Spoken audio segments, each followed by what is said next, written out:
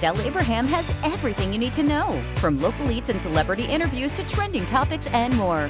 Right now on Good Day Stateline. Hi and welcome to Good Day Stateline. It's Thursday, February 9th. Did you know today's National Pizza Day? It's also Chocolate Day and National Read in the Bathtub Day, which I never really figured out how to do. It's also the day we visit our next stop as we search for the Stateline's best sweets. We're headed to downtown Rockford to stop by TNT Funnel Cakes. You can vote once an hour every hour on each of your devices for the Stateline's best sweets until noon on Valentine's Day. But before we get to all of that, it's time for Insta Chat.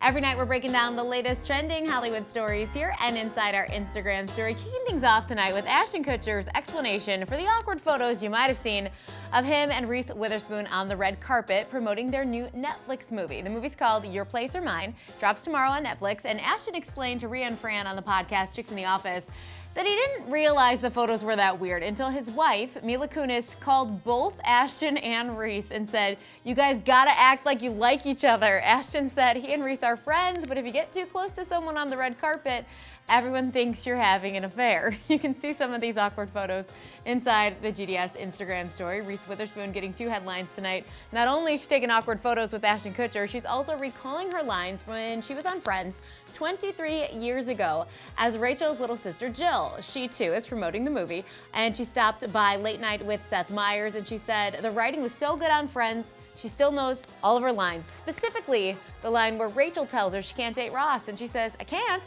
The only thing I can't have is dairy," which is the line I also remember pretty well. You can see what else she had to say to Seth on Instagram. And finally tonight, if you loved the movie La La Land, you might want to book a trip to New York because the movie is finally being turned into a musical. We were wondering why this took so long. Since the movie blew up at the box office in 2016, it has been adapted to La La Land in Concert, a production that's been touring for 6 years all over the world.